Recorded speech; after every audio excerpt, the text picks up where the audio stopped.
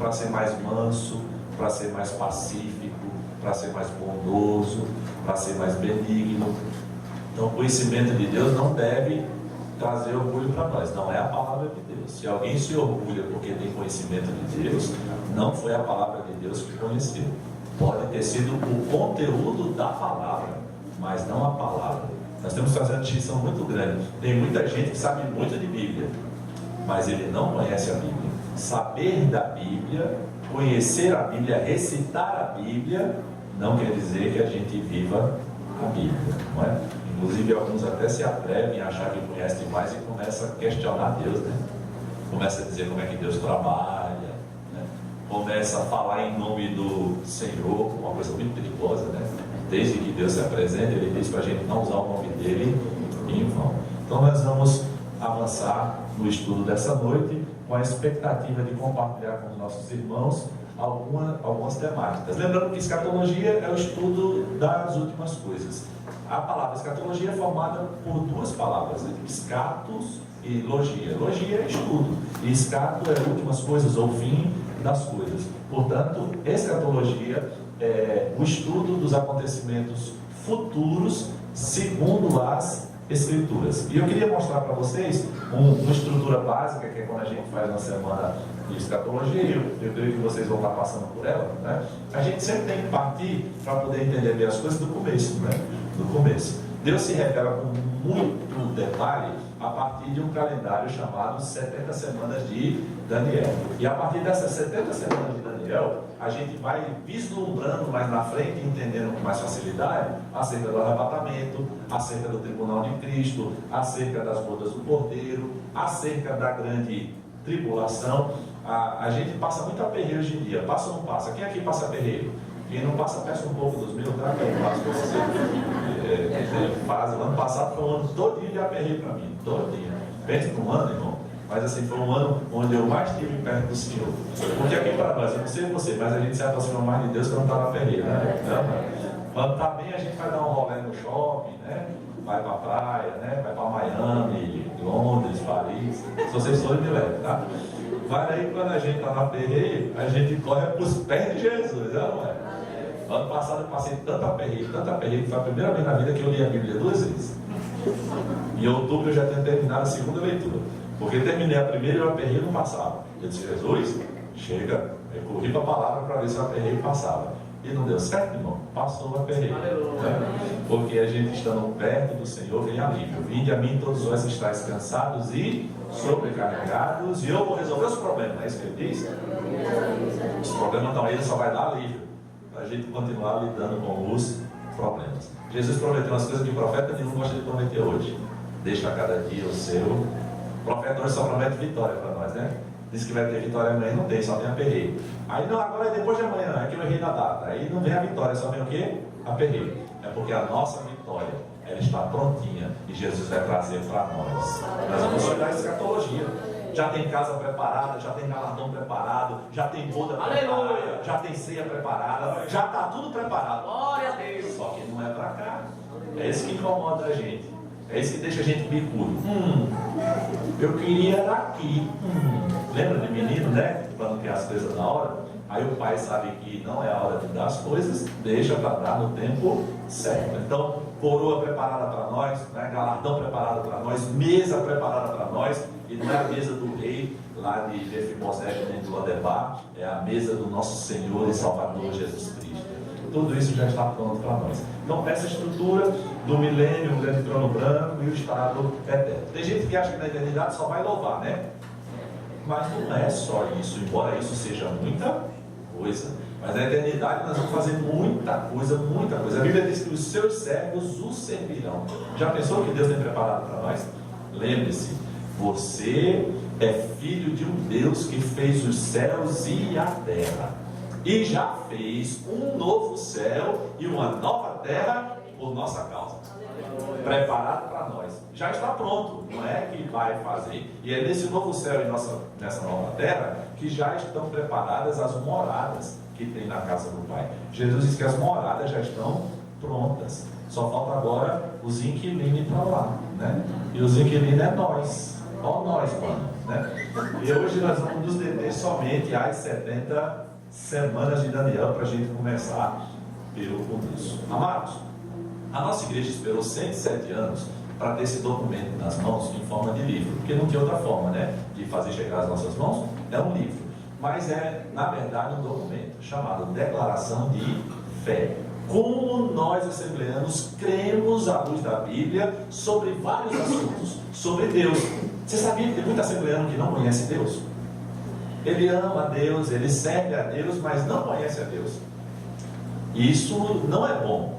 Não que isso implique para a salvação dele. Não implica para a salvação dele. Ele vai ser salvo. Agora implica para uma vida de salvação com saúde, com certeza, sem ser levado, né, em volta por todo o vento de doutrina, não ser levado por, lamentavelmente, as tristes igrejas de televisão que não têm objetivo e compromisso com salvação, têm objetivo e compromisso com dinheiro. Se comprometer hoje, além da televisão, com os youtubers que estão aí acabando com a vida dos nossos jovens. Tem tanta heresia, irmão, de tanto YouTube bonitinho, barbudinho, saradinho. Só não é cheirosinho porque o YouTube ainda não emite cheiro, mas ainda vai emitir. Estão matando os nossos jovens, que não tem mais alegria de vir para a nossa escola dominical, para o nosso curso de doutrina, frequentar nossas escolas teológicas, porque estão bebendo de fontes de águas amargas. Heresia em cima de heresia, uma atrás da outra. Como é que a gente combate? Combate com a sã doutrina. E a declaração de fé veio nos ajudar a combatermos toda sorte de heresia com a sã doutrina. E nesse livro, nos capítulos 22 e 23, nós temos o detalhamento acerca da escatologia conforme a Assembleia de Deus crê. Sabia que já tem muita gente no nosso meio que não crê no arrebatamento da igreja? Sabia que tem muita gente no nosso meio que acredita que a igreja vai passar pela grande tribulação? Se acredita que ela vai passar pela grande tribulação, não acredita no arrebatamento.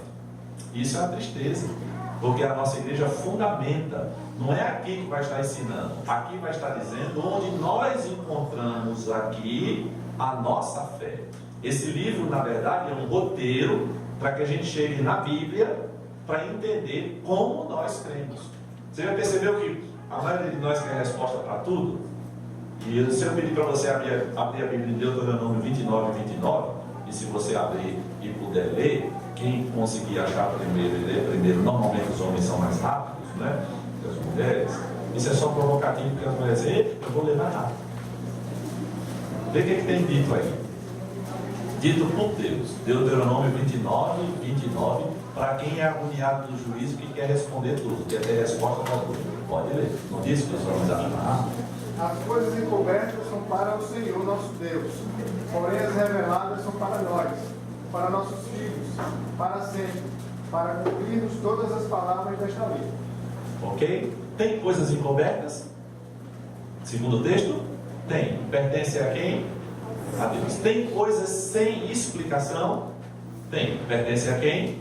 A Deus. Agora, só tem mistério? Só tem ninguém explica a Deus?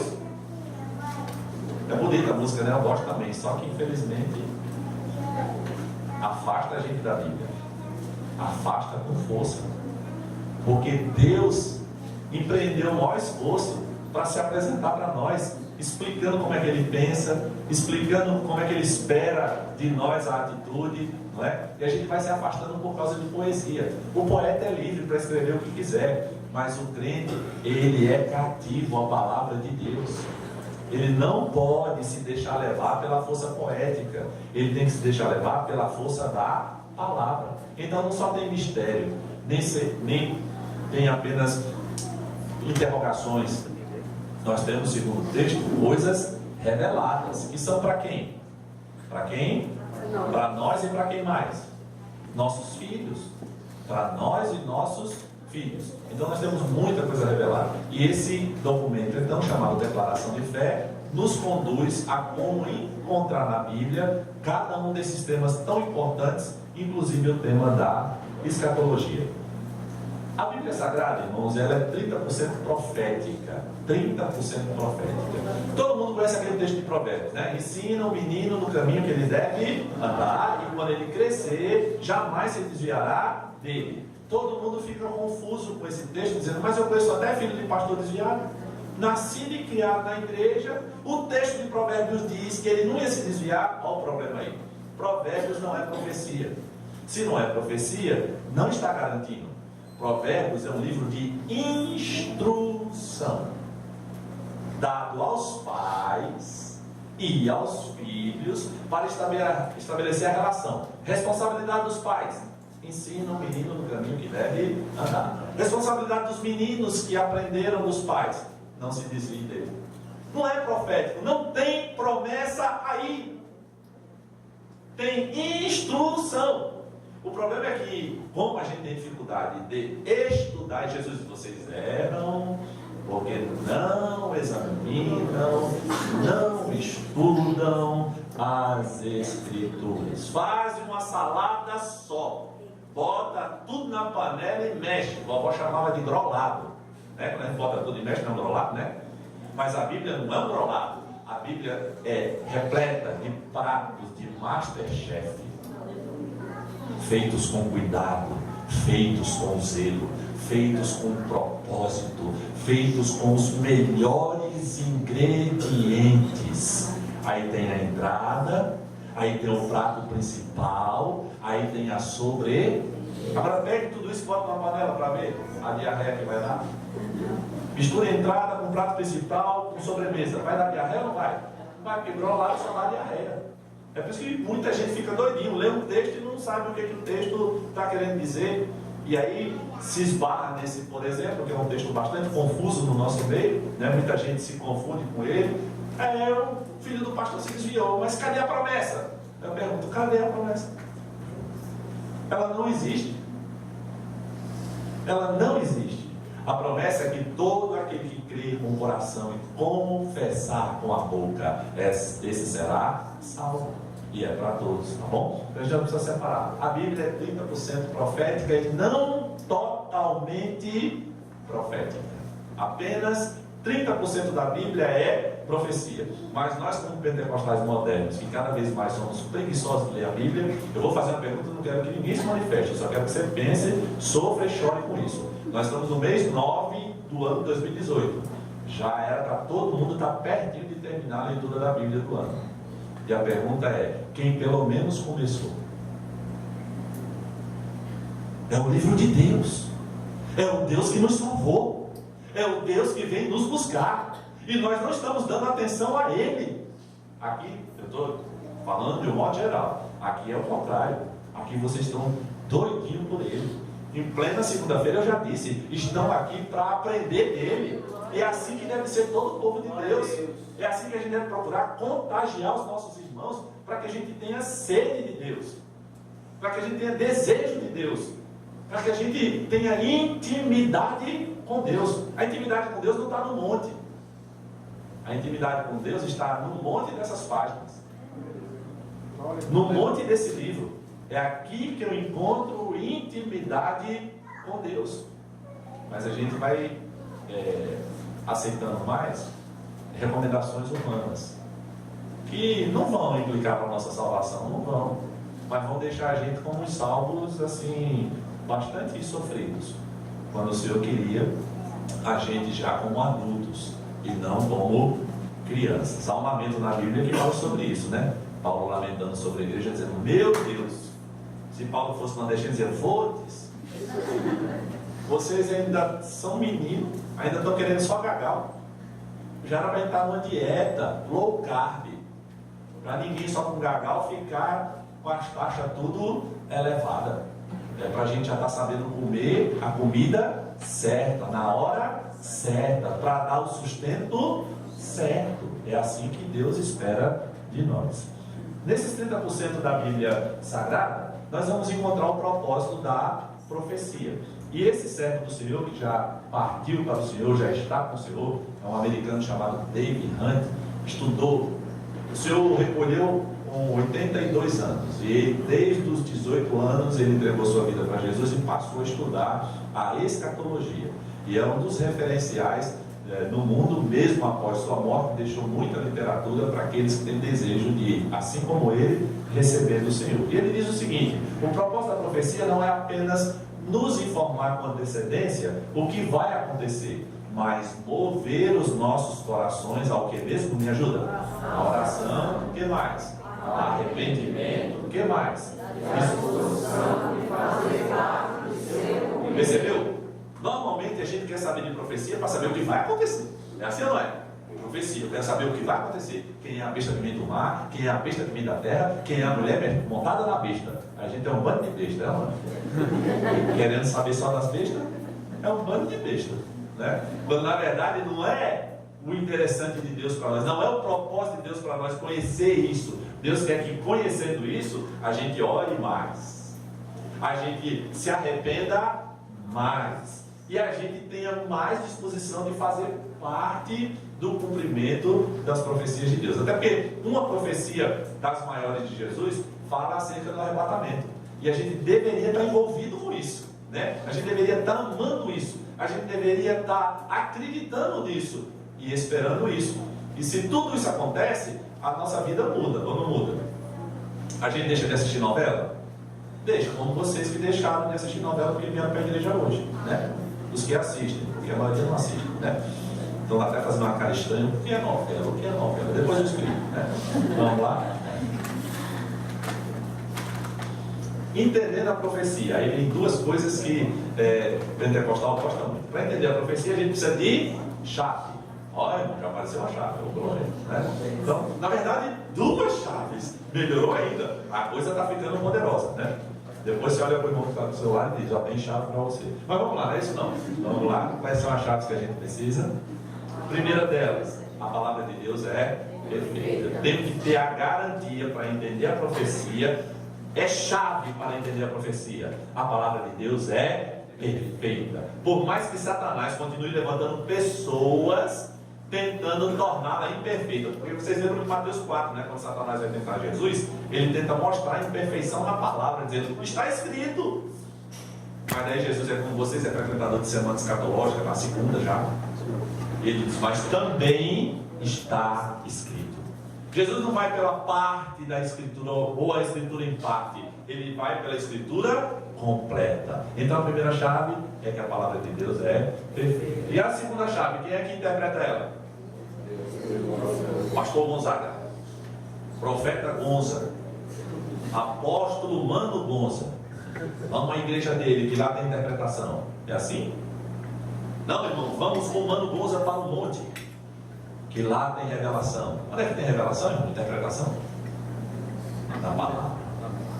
Se o meu povo, que se chama o meu nome, se humilhar e buscar, onde é que a gente busca Deus? Na palavra. E conhecereis, e a verdade. Aí ele diz quem é a verdade. Ele diz que a verdade é a palavra. Pai, santifica-os na verdade, a tua palavra é a verdade. Então, se a gente quiser ser verdadeiro, a gente tem que estar envolvido com a palavra. Receba as duas chaves, tá? Amém. E é para todo mundo, não precisa ninguém brigar por elas. Isaías 46, verso 9 e 10, olha só como nosso Deus é cuidadoso. Lá no profeta Isaías, aquele mesmo que anunciou o nascimento do menino, do Messias, do Salvador. Ele diz, lembrai-vos das coisas passadas, desde a antiguidade, que eu sou Deus. Então Deus está pedindo para a gente lembrar das coisas passadas relacionadas a quem? A quem? A Ele. Qual é a nossa fraqueza como pentecostal? A gente só se lembra do passado de quem? De quem? Nosso passado, né? Quando a gente vai testemunhar, a gente conta detalhes do nosso passado, é ou não é? Quando é que Deus aparece? No final, uma besteirinha, é ou não é? No the end da história, no fim, Deus aparece. Até porque seria falta de educação nossa se ele não aparecesse, né? Mas na verdade ele deveria estar do começo do testemunho até o fim, porque ele é que faz grandes coisas. Não o tipo de vida que eu tinha. Aí ele diz, lembrai-vos das coisas passadas e antiguidade, que eu sou Deus e não há outro Deus, não há outro semelhante a mim. Aí ele diz por que não tem nenhum outro Deus semelhante a ele. Verso de número 10. É o único Deus em toda a história humana que anuncia o fim desde o princípio. Lembra, os deuses de Mãe Diná e Paxangô, eles chutam. Às vezes dá certo, às vezes dá errado, porque é chute, né? Mas o nosso Deus não chuta, ele diz e acontece. Aleluia. Ele anuncia antes, muito antes, e acontece. Essa é a diferença do nosso Deus. O texto continua e diz que desde a antiguidade as coisas que ainda não sucederam, não aconteceram. E que digo, o meu conselho será firme e eu farei toda a minha vontade. O texto continua e agora em Isaías 48, versos 3 e 5, ele diz assim: as primeiras coisas desde a antiguidade as anunciei. Sim, pronunciou-as a minha boca e eu as fiz ouvir. Apressuradamente as fiz e passaram. Porque eu sabia que eras duro e a tua cerviz um nervo de ferro e a tua testa de... Deus está falando com quem? Eu sei que é ruim. Está falando com nós.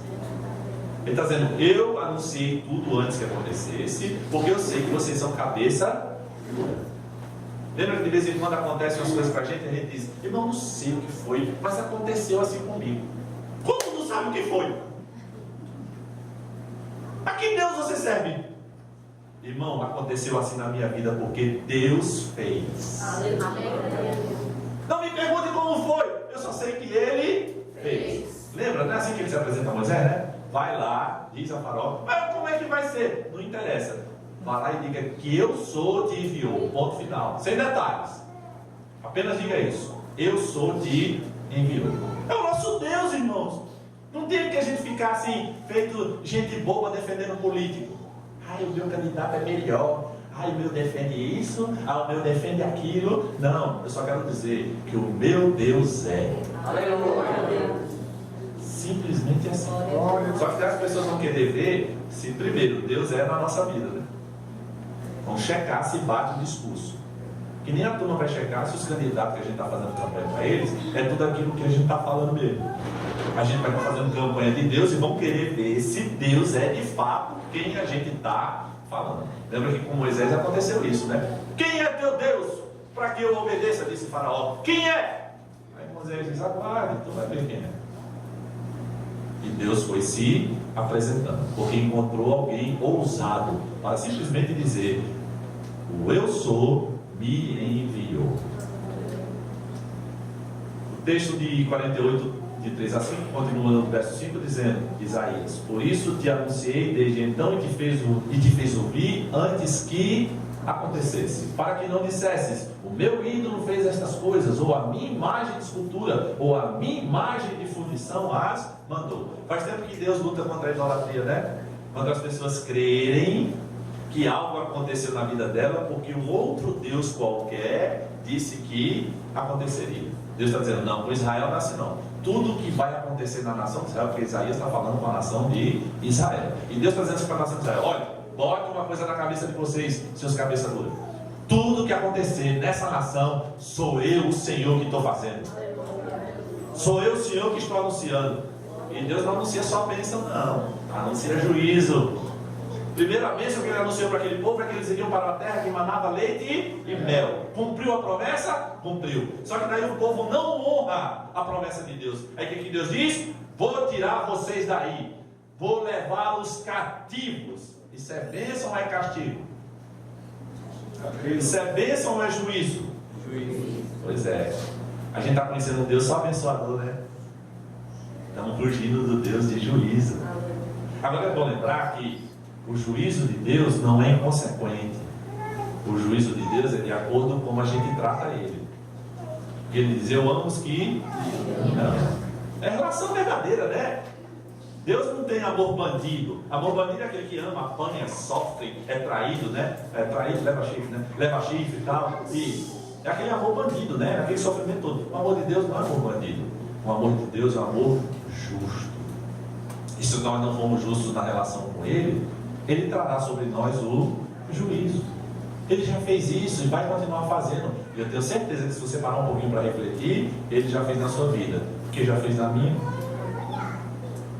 Já me prometeu bênção, já cumpriu a promessa da bênção, já me tirou a bênção, porque eu não honrei, não foi a bênção, eu não honrei o Deus da bênção. E aí, naturalmente, fui corrigido por esse Deus, por sua justiça. A gente só não pode separar o amor de Deus da sua justiça. Pastor, o que isso tem a ver com escatologia? Tudo! Porque a escatologia é uma bênção para nós. E a gente precisa lidar bem com essa bênção. Olha Apocalipse capítulo 1, versos 1 e 3. O livro mais temido no meio evangélico, especialmente pentecostal, é ou não é? Que me deixa confuso. Porque se tem uma coisa que pentecostal como eu e você gostamos, é revelação, é ou não é? E esse livro é pura revelação. A primeira palavra do livro, revelação. E de quem? De Jesus Cristo. Ó quem é o autor, o que assina a revelação. Jesus Cristo. Agora tem um detalhe, provocativo apenas, tá? Apocalipse de fato não é para todo mundo, é apenas para os servos. Deus só se revela aos seus servos.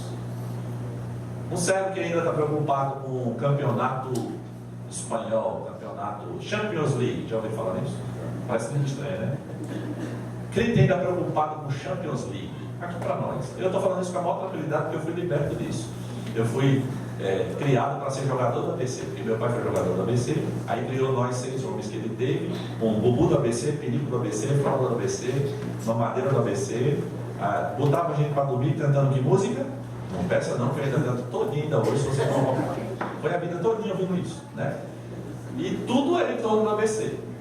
Mas um dia, aos 24 anos, eu encontrei um lugar melhor que o Frasqueirão. A igreja.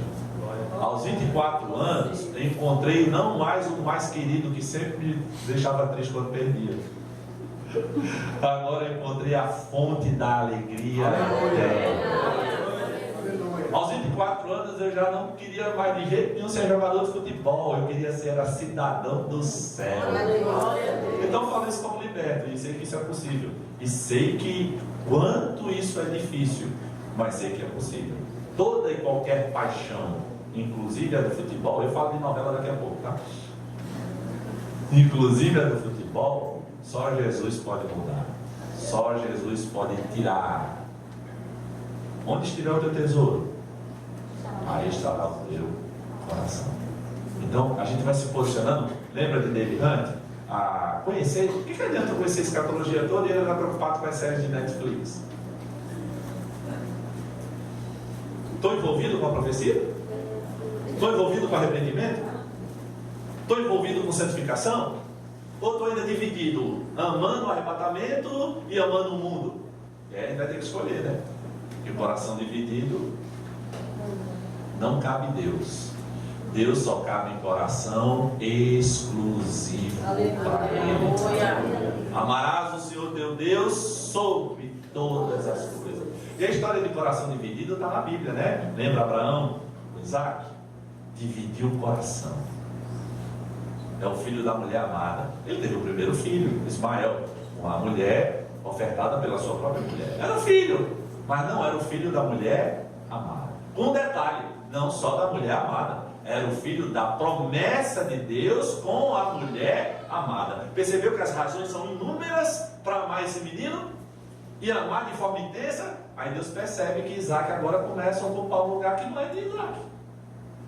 Isaac começa a ocupar o lugar que é de Deus. E o que Deus pede? Ora, sacrificar o menino. Deus quer matar o ABC no meu caso? Não matou, era o ABC jogando ainda. Porque se Deus quisesse, ele matava o ABC para tirar do coração de alguns crentes como eu. Matava ou não matava? Matava. Mas não matou, estava o ABC jogando. Ele simplesmente disse: sai, sai, sai, que esse coração é meu. Aleluia. E só tem que encontrar em nós guarida, querer que Ele esteja no nosso coração. Preste atenção, para mostrar aos seus servos as coisas que brevemente devem acontecer. Quando é que as coisas vão acontecer? Breve. Porque o tempo, pastor, faz 2000 anos esse negócio. No seu calendário. Porque no calendário do Senhor que está na Bíblia faz 2 dias. Aleluia. Vocês lembram disso, né? Para ele, 1000 anos é como e um dia. Ele não está submisso ao tempo. Quem está somos nós. Deus não perde tempo. Quem perde somos nós. Essa promessa no nosso calendário faz mais de 2000 anos. Essa promessa no calendário de Deus faz um pouco mais do que 2 dias. Se ele disse que brevemente devem acontecer, brevemente devem acontecer. O valor da profecia. Daniel, que é o livro que nós estamos introduzindo a semana escatológica, a segunda semana, ele tem essa estrutura. Ele tem 48 profecias, das quais 162 versículos dos 357 que tem nesse livro.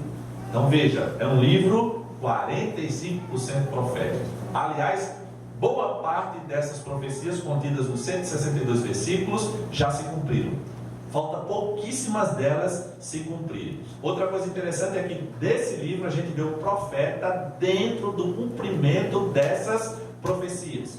E aí no final do livro, no capítulo 12, o Senhor diz: bom, o que eu vou te revelar agora, guarda, sela, porque só vai acontecer no futuro. O que Deus está dizendo para Daniel? Dessa parte você não vai fazer parte. Você não vai estar envolvido. Até aqui você se envolveu com muitas, nós vamos ver algumas delas. Capítulo 9 de Daniel, versículo 1 diz assim: no ano 1º de Dário, filho de Assuero, da nação dos Médios, o qual foi constituído o rei sobre o reino dos caldeus, no ano 1º do seu reinado, eu, Daniel, entendi pelos livros que o número de anos de que falou o Senhor ao profeta Jeremias, em que havia de acabar as assolações de Jerusalém, era de 70 anos. Perceba o enredo. Daniel está vivendo um momento agora. Todo mundo lembra que Daniel, junto com seus amigos e outra parte da nação de Israel, são levados cativos para o reino de Babilônia, Nabucodonosor. Era o império dominante daquele momento. Todo mundo também lembra que há no livro do profeta Daniel o relato de que Nabucodonosor tem um sonho, fica perturbado porque não lembra do sonho, e aí manda chamar todos os adivinhos, né, todos os catimboseiros do reino, para revelar aquilo. A catimbosada não deu certo, né, ia morrer todo mundo, porque não funcionou. E aí foi dito que tinha alguém que servia a um Deus. E aí todo mundo lembra da história. Daniel era chamado com muita humildade. Já pensou se Daniel fosse eleitor? É comigo mesmo, Deus. Chamou o ungido certo. Aqui é aquele do movimento, do Ripa, do Rapa. Né? Mas Daniel não tem essa fraqueza nossa. Aí chega lá e diz: olha, aí, o que o senhor está pedindo é simplesmente impossível, mas eu quero lhe pedir licença para orar a um Deus que eu sirvo. E aí vai orar, deita, Deus dá os mesmos sonhos, explica o sonho e leva de volta. Agora detalhe que a gente foge dele, né? O rei se dobra ao Deus que revelou o sonho. A importância não estava apenas no sonho, na sua revelação. A importância estava na alma do rei. Porque Deus tem interesse nas almas que se convertam. E aí a gente vê esse relato lindo, né? E aí a gente vê a declaração de que a cabeça daquela estátua era de ouro e era o Império Babilônico. Mas que seria dominado pelo tronco de prata, que seria uma conjunção de dois impérios, Medo e Persa. E a gente vê exatamente no versículo 1 do capítulo 9 de Daniel, isso acontecendo e Daniel vivendo. Daniel vive intensamente 70 anos do Império Babilônico, vive inclusive sendo um dos governantes, uma das pessoas importantes do governo de Nabucodonosor. Importância dada por quem mesmo? Por Deus. É Deus que colocou Daniel e seus amigos naquela posição política de honra para governar, porque Deus tem interesse naquele governo. Quando Deus tem interesse no governo, irmão, não importa se tem direita, se tem esquerda, se tem centro, se tem fundo, é Deus que é soberano. Está na Bíblia. Deus usou governos de direita e usou governo de esquerda. Está na Bíblia. Isso é só para quem quiser ler e pesquisar. Agora a gente está acreditando mais nos homens de direita e de esquerda. Percebeu que o povo de Deus está dividido assim, né? Especialmente nessa campanha. Tem os que são de direita e tem os que são de esquerda. Eu estou doidinho para achar quem é os que são do alto. Eu estou procurando, está difícil achar. Pelo menos aí nas redes sociais a confusão está grande, inclusive de pastores. Pastores de direita, pastores de esquerda. Chega Jesus, mostra os pastores do alto, que eu estou interessado nesse grupo. Porque é o Senhor que comanda. É Ele que faz. nós ainda estamos acreditando na força do braço do homem. E estamos esquecendo da força da mão do nosso Deus. Só precisamos orar. E Daniel está envolvido com isso. Cai o império de Nabucodonosor. E Daniel vê agora o governo, a junção de governos de impérios medo-persa dominando aquele que seria o império simplesmente indestrutível, que era o império de Babilônia. Agora, uma coisa que me chama a atenção aqui no verso 2, que Daniel diz que no ano primeiro do seu reinado, eu, Daniel, entendi pelos livros. E ele diz: que livro? Que livro? Está em azul. Jeremias. Então o livro que ele está consultando é a palavra de Deus. E aí veja agora que interessante. Daniel, um profeta que está vivendo uma profecia, que ele havia tido a revelação do sonho, mas que Jeremias também havia tido a revelação do tempo. Percebeu como é que Deus trabalhou? Uma parte da profecia deu a um profeta, e a outra parte da profecia deu a outro profeta. Uma grande lição para nós, porque hoje no nosso meio pentecostal o profeta quer ter toda a revelação sozinho, e esquece que ele vai dar uma porção a um e ele vai dar uma porção a outro. Aqui nesse relato, Deus dá uma porção a Daniel e uma porção a Jeremias. Aí, como Daniel é um profeta humilde, ele está lendo o livro do outro profeta, sem orgulho nenhum. Verso de número 3, ele diz assim: e eu dirigi o meu rosto ao Senhor Deus para o buscar com oração, com rogo, com jejum, com saco e com cinza. Preste atenção, Daniel está vivendo a profecia. Qual é a relação dele diante disso? Temor. Ele busca Deus com oração, com rogo, com jejum, com saco e com cinza. Aí eu pergunto para os irmãos: vocês acham que nós hoje estamos vivendo alguma profecia já prevista na Bíblia? Vocês acham que nós estamos vivendo? Acham ou não? Tem, não tem? Tem muitos sinais aí acontecendo, previsto na Bíblia, não tem?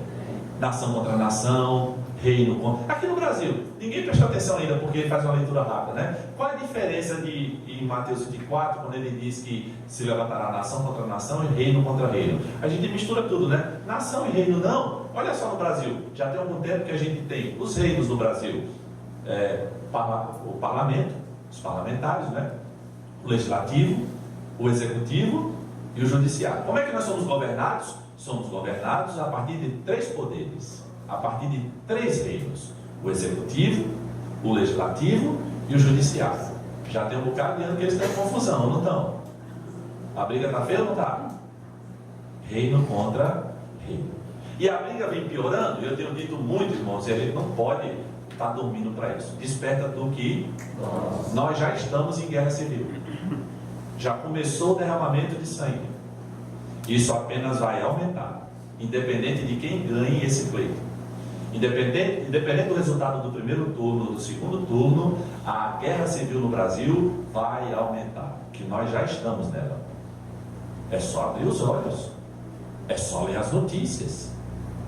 Veja que um grupo diz claramente que quer matar o outro grupo.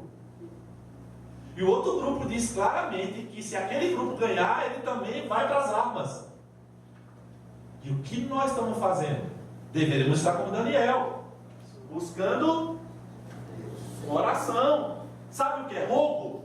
É desespero. Não dá. Oração é assim: Deus de Abraão, Deus de Isaac, Deus de Jacó. Isso é oração. Dá para você formular, dá para você ensaiar, dá para você interpretar, dá para você enganar. Isso é oração.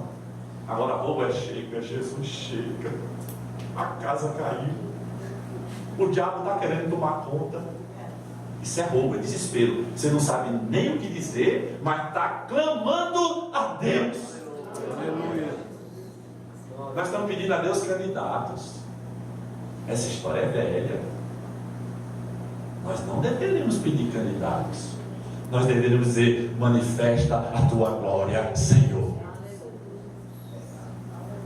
Mostra-te, Senhor, a essa nação. Agora Deus já estabeleceu a regra de se mostrar a essa nação, né?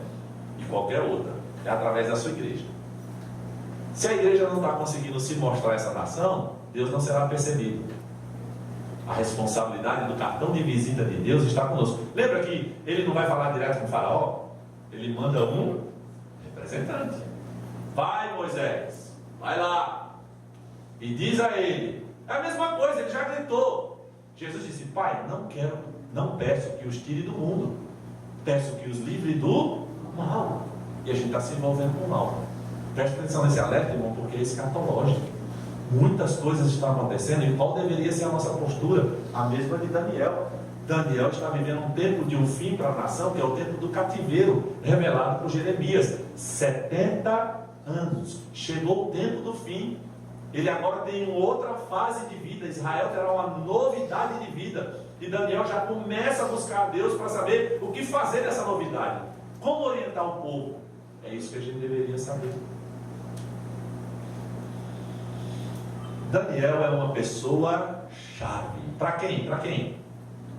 Para Deus. Uma pessoa chave para Deus. E assim como Daniel, nós podemos ser também. Quais características de uma pessoa para ela se tornar uma pessoa chave para Deus? De novo eu quero provocar. A gente gosta muito de chave. A gente só não quer ser chave. E Deus quer que a gente seja chave. A gente quer muito porta aberta. Agora a gente não está disposto a ir abrir a porta. Temos que ter essa disposição. E o estudo da profecia nos dá essa condição. Daniel era uma pessoa chave porque estava atento aos fatos. Segundo aspecto, ele se ocupava com as Escrituras. Quer saber qual é o comportamento de um cristão hoje nosso assembleano? É fácil. Acesse as redes sociais dele. Simplesmente Facebook, Instagram, Twitter. Siga ele nas redes sociais, que você vai ver se ele é uma pessoa chave como Daniel. Se ele está atento aos fatos ou se ele está metido nos fatos. Porque estar atento aos fatos é uma coisa, e metido com os fatos é outra coisa. Será que nas redes sociais, eu e você, como servos de Deus, estamos ocupando nossos perfis com as Escrituras? Ou não? Enchendo os nossos perfis só com o almoço no Nau, o almoço no Camarões, a festa linda no conjunto, com roupa caríssima, com um pregador que vem de fora cobrando 3 mil para pregar numa noite só. É por isso que nós estamos ocupados. Está lá nos perfis.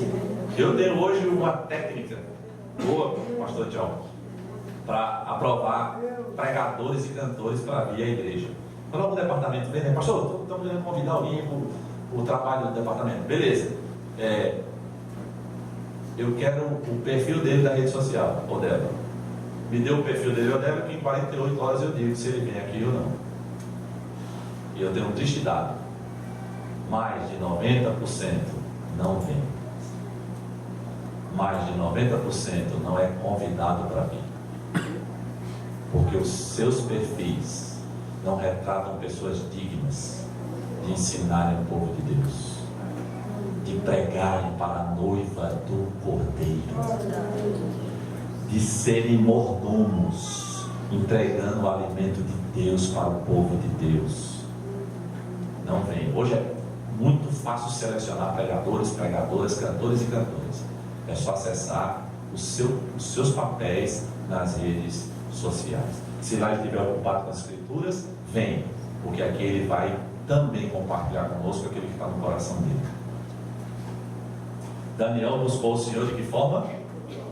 Ciclo de oração matutino, Pocinho de Jacó, clamor do meio-dia, campanha dos 7 mergulhos no Potengi, 21 voltas em Alcaçuz.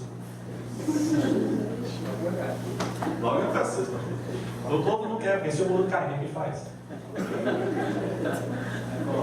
Pega uma pequena. Mãe! Percebeu que a lembrança que é moleza?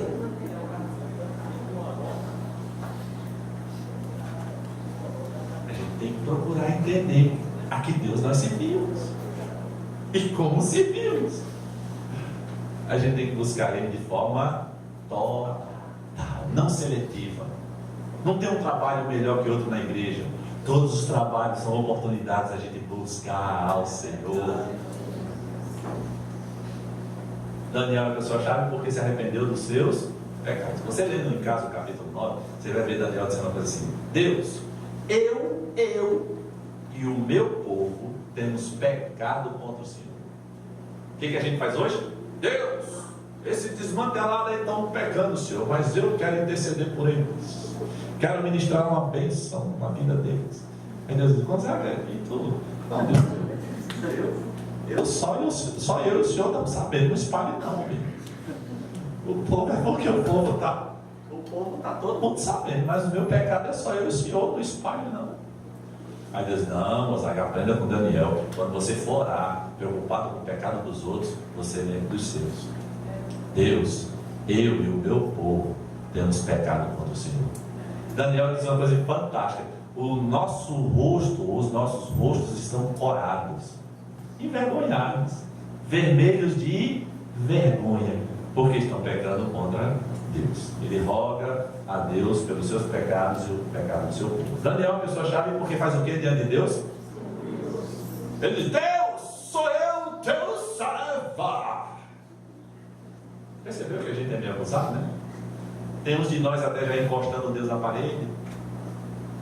Deus, eu não aceito mais isso. Só continuo sendo crente se tu mudar o quadro. Ele diz: vai pro inferno.